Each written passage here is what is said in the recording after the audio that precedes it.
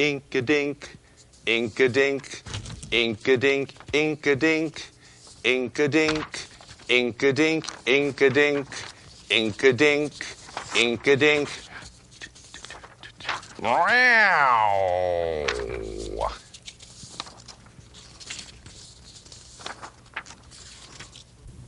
Okay, yeah, I'm adjusting it. I'm adjusting it. I know it kind of bothered your ear a little bit Friday night when we did this show, and I just want to make sure that you've got that you're comfortable. Okay. Oh, you do this to me every week, almost every week. Good morning. Welcome to Basil BuddhaCat Presents. My name is David Stevenson. I'm Basil's co-host, interpreter, and chief gopher. And the reason why I interpret for Basil, Basil wants me to remind the audience, the reason why I interpret for him is because Basil doesn't speak English. Not to say that Basil couldn't learn to speak English. Basil says no language is beyond his mastery, but he just thinks it's really, in fact, more incumbent on the audience to learn to speak his language. That's the respect he deserves, he says. He deserves you folks to learn to speak his language, which is, by the way, Catanese, not Cantonese, because, as Basil's noted, he, when he established his Facebook page a couple years ago, he ended up friending a good friend of my show, Progressive Soup, John Kusumi, who's head of the Chinese democracy movement in America. And in the process of getting to know him as a friend, he got a lot of friend recommendations from around the globe through John Kusumi. Friend recommendations that included a lot of folks whose names we couldn't decipher because, in fact, they were Chinese characters. So what Basil ended up doing is he ended up learning to speak, not Mandarin. Mandarin is the official Chinese language. It's the official language of the Chinese Communist Party, so the official language of China. But Basil learned to speak the more countrified language of China, which is called Cantonese. But Basil got kind of bored with Cantonese, so he decided to devise his own specific version, which is he calls Catanese. In the process of learning to speak Catanese and establishing that language, Basil found that that was what he wanted to learn. Now, in order to do the show, obviously, he had to have me learn Catanese, which I did, and so I can act as Basil's interpreter. Okay, Basil says that, speaking of languages, Basil says that, again, he could learn to speak English way faster than you could learn to speak his language. So, the day that you, the audience, has learned to speak Catanese, pause down, he'll have you guys beat. He'll be speaking English and then mocking you because it took you so long to learn to speak his language. So, in the interim, Basil, you wanted to do some more call-ins, so we're going to wait and get ourselves, hopefully, some callers in to bring some questions to you. We may, in fact, get some more cats calling in like we did Friday night. But who else might you expect? Who else are you hoping will call in? Anybody that's okay, yeah. Basil notes, he wants the audience to be reminded of the fact that behind the camera is our friend Snarky.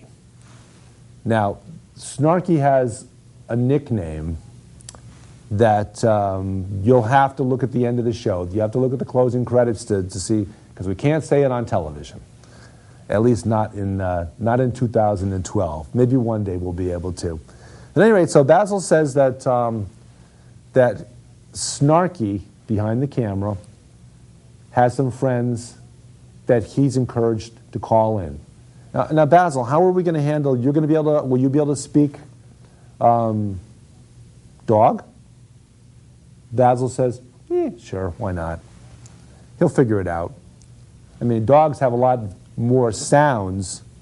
Cats, of course, have essentially in their language 2 sounds, which, depending on how they're vocalized, represent 932,843 different words, which is quite a broad spectrum of linguistics. How would you compare that to, say, the language that says, forget it, no other animal species, dolphin, whale, any animal species has as many different words, concepts in their language as his language does. Okay, so you said that you think Snarky might have somebody call in, and you'll be able to handle the call. Okay, that's good to hear. So what I'll do is when we get a call in that I'm having trouble with, I'll hold the phone between us, and then we can both listen and we can respond. You can respond through me. Okay. Did you want your show this morning, like we've been doing typically on Sunday mornings? Did you want it to be more of a religious nature? And I think it's fair to point out that that Basil, like myself, considers himself to be a devout Christian religiously and a Buddhist philosophically. Ergo, Basil BuddhaCat. Now, Basil, why don't you have something in your name which indicates your Christianity? Basil says, it's not necessary. Not necessary. It says, where the Buddha is certainly one of the great minds of all time in terms of knowledge, in terms of wisdom. He says that his Lord and Savior, Jesus Christ, he's got the angel on his shoulder, so to speak, so he doesn't really need to let the world know. He doesn't want to wear the way some people do. And who are you referring to? Okay, Basil says that he gets annoyed by people who like to wear their particularly their Christianity, but really, in fact, any religion, to wear their religion on their sleeve or on their shoulder and kind of put it out there and force it on other people. Basil says that's not the way he does it. He has tremendous respect for all the religions on earth, and he says anything that helps you be a better person or cat is fine.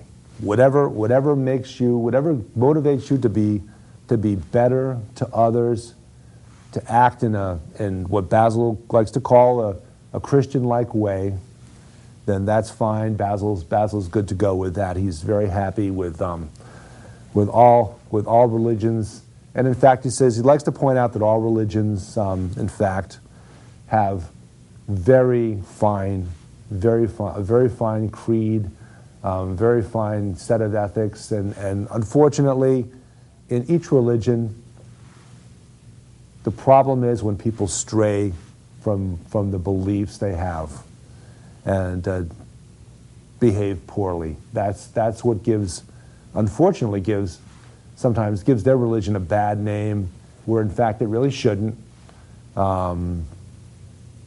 And particularly when someone attacks another religion, claiming it's in the name of his own person or her own personal religion, that's the worst of all worlds. And Basil is always trying to remind people of that fact, and not to blame others, not to be blameful, but to do right by everybody else, and that's the key. That's the key to life. Okay. Oh, okay. Hold on. Hello, Basil BuddhaCat presents. Basil, it's Marty. Hi, Marty. How you doing? Good. Marty's saying that he did not take the Basil phone. He just wants to make it clear. Wants the audience to know that that he did not take your Basil phone, that he's, and in fact, he says he is treating his cat at the house with a higher level of respect. Okay. Basil asks Marty. Basil asks a higher degree of admiration and devotion also. Marty says he may get to that eventually, but that's the cat. His cat Fluffy will have to put up with just him noticing Fluffy and paying a little bit more attention to Fluffy and making sure Fluffy's welcome in the house. And oh, did you hear Basil's response? It's a suggestion Friday night, Marty, about making sure your cat doesn't get outside. Marty says yes. Marty says he never liked the idea of cats being declawed, so he never did that, and he wants to add his definite agreement in on that cats should not be declawed, because it does take away their ability to defend themselves if they happen to get out, or to escape if they happen to get out. So point well taken. Marty says he's always felt that way, and he is doing his best to treat Fluffy in the way that you recommended. He'll keep in touch with that. And again, no, he did not take your Nickelodeon phone. Okay, thanks, Marty. Thanks for calling in. Bye. Huh. Well, that's good. That's good. Has Marty invited you on his show yet again? Okay, Basil says that no, he's not been invited back on the Marty show. As you know, that before Basil started his show, he, in fact, was a guest on Marty's show along with me, and Basil says that, okay, go ahead. He says he's particularly thankful that Marty had a caller in that asked what Basil considers to be the most intelligent question during that hour show. And the caller in asked the question, very simply put, what's the cat think? Yep. They really didn't care about what the humans sitting around the table were saying as much as they cared about what the cat was thinking. And you let them know. You gave them their best commentary, their best political commentary of the evening, and their best social commentary of the evening. When you said, yeah, you did. You said it. As Basil would say it, don't get a dog, particularly a Republican dog, because all they do is piddle and poop on the carpets of America. I have a lot of good friends who are Republicans, Basil, so I'm not going to add my agreement to you, but I understand what you're saying. I understand your point, and it's your show. You can say it, and I'll just have to respectfully disagree in some cases. Because we know we've got some good, well, even you've got some friends that you may not even know are Republicans. Basil says he calls them Republicans. Why is that? Basil says that Republicans since 2009, since January 2009, have at the same time claiming to be devout Christians in most cases, and I think that that's safe to say that seems to be the religion that Republicans at least claim to ascribe to. But he says that Basil's saying that he thinks that that too many Republicans, starting the day that President Obama took office, just decided that whatever he said, they'd say the opposite. They would just be absolute contrarians and disagree with every idea put forth by President Obama. Okay. Basil's saying they also kowtowed to this zany notion, this incredibly idiotic notion about President Obama of not being born in the United States. They either agreed with it as Okay, yeah, and there wasn't just cats in those polls. That's true. Polls well into President Obama's second and third year showed that when asked the question, do you think that President Barack Obama was born in the United States, 33% of Republicans, of people who identified themselves as Republicans, said they had major doubts. It wasn't a complete absolutely no, but they said they left the door open for major doubts as to President Obama's ability legally to be president of the United States. And what do you ascribe that to? Okay, Basil's saying that he ascribes that he has no better way, no better choice of things to ascribe that to than subtle racism. Subtle racism. Okay, go ahead. He's saying he also feels like there are a lot of code words that Republicans use in place of the N-word. They say a lot of things about President Obama, which really, in fact,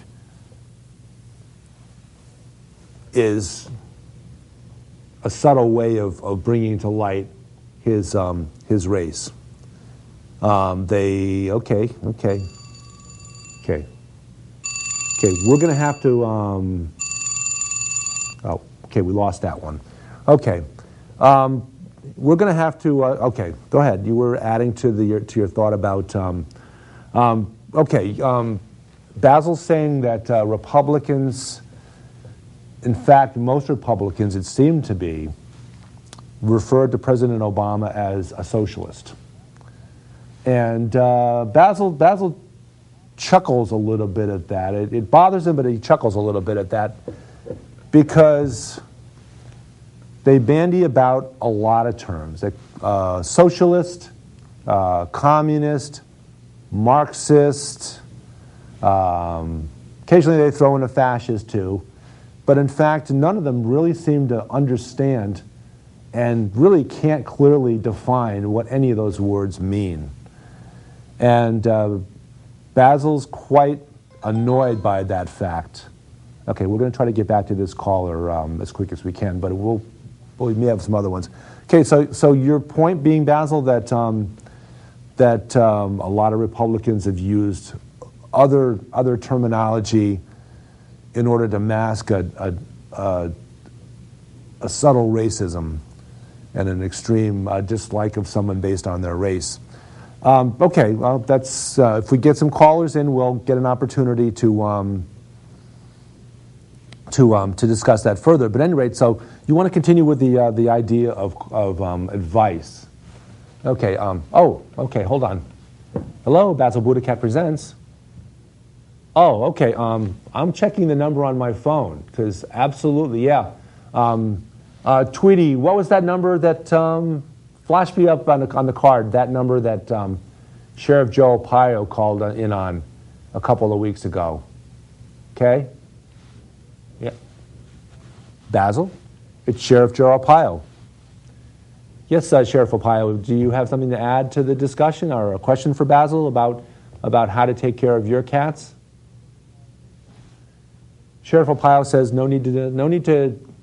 he has no need of any advice on how to take care of any cats, any kids, maybe some wild animals, he says, because he's been calling Sarah Palin. Now, you know that Sarah Palin, when she was on the show discussing the Republican candidates for president, she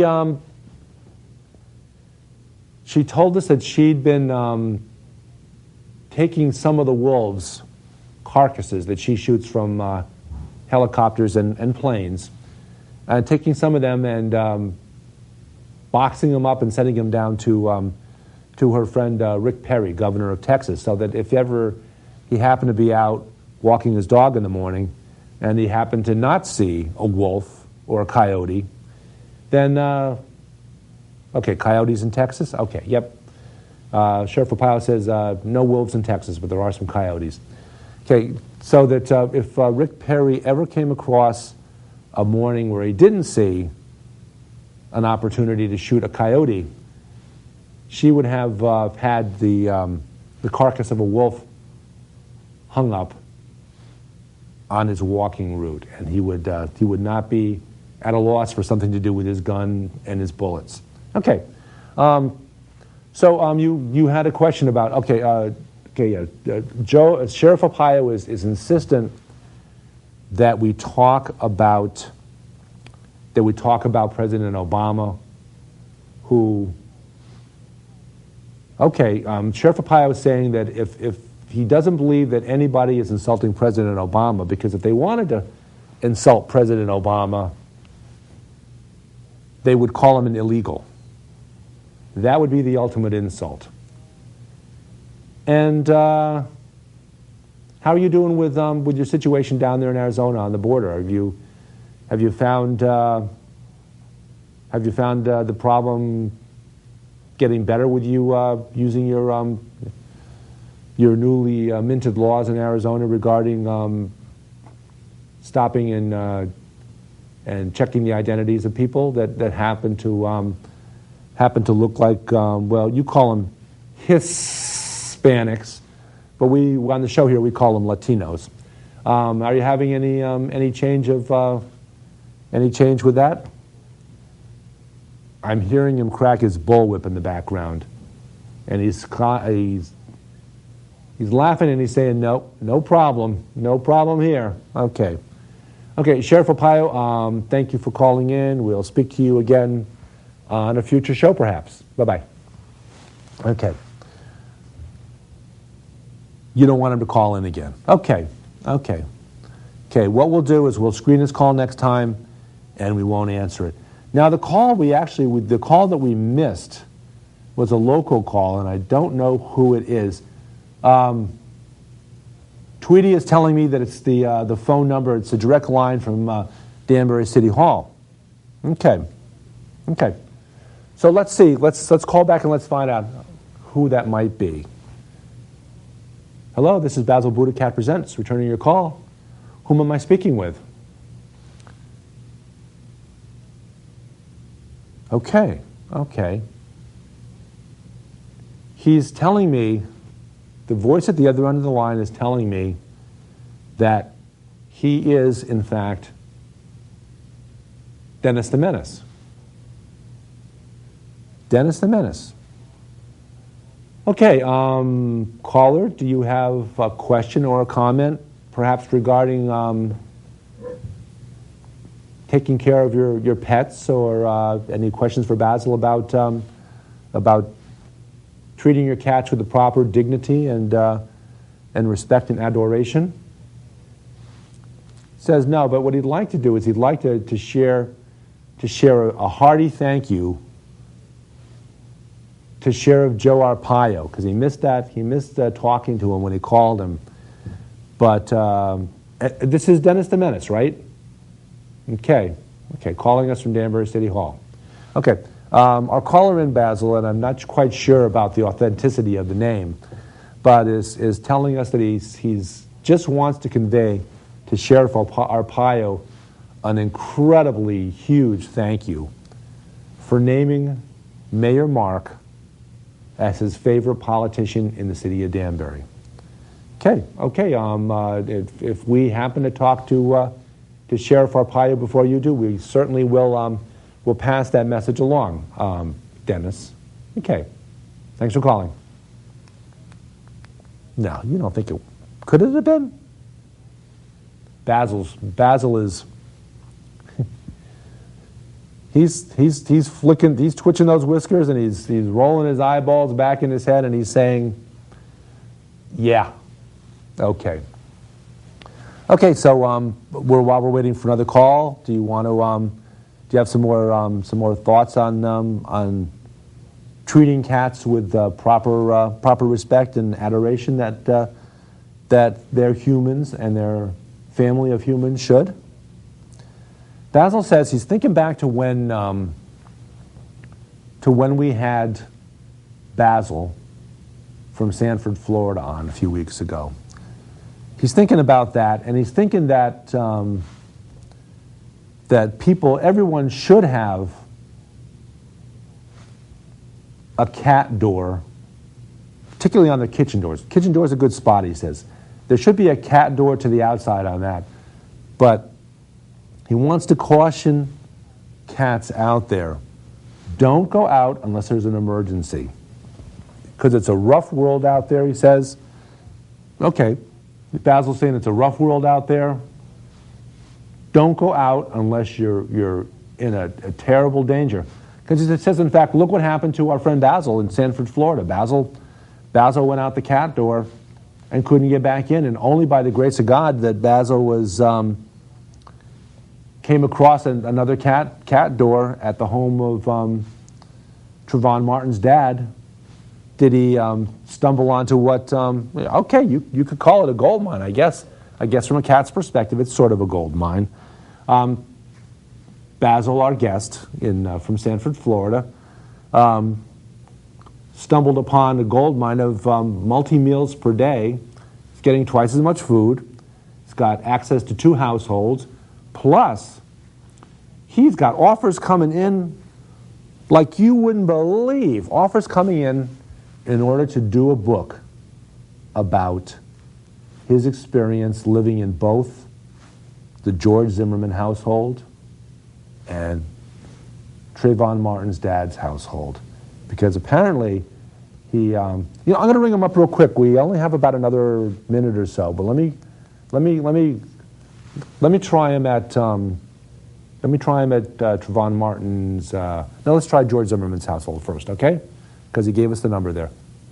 Hello, this is Basil BuddhaCat Presents. We're looking for Basil. They've disowned him. Okay, I understand. I'll try him at the other household. Thank you.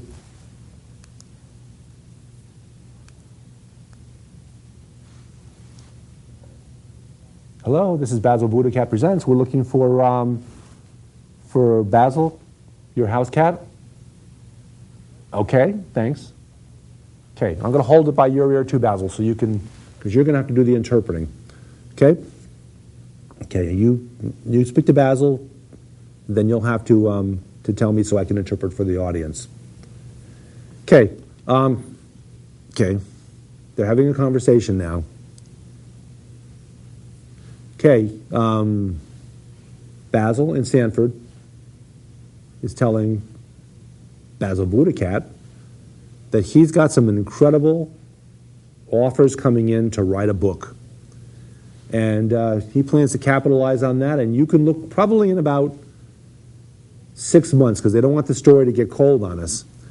In about 6 months, you'll see on the bookshelves a book, The Words of Basil in Sanford, Florida. It's going to be called, telling about his experience of living in both the George Zimmerman household and the Trayvon Martin household. Well, Trayvon Martin's dad's household.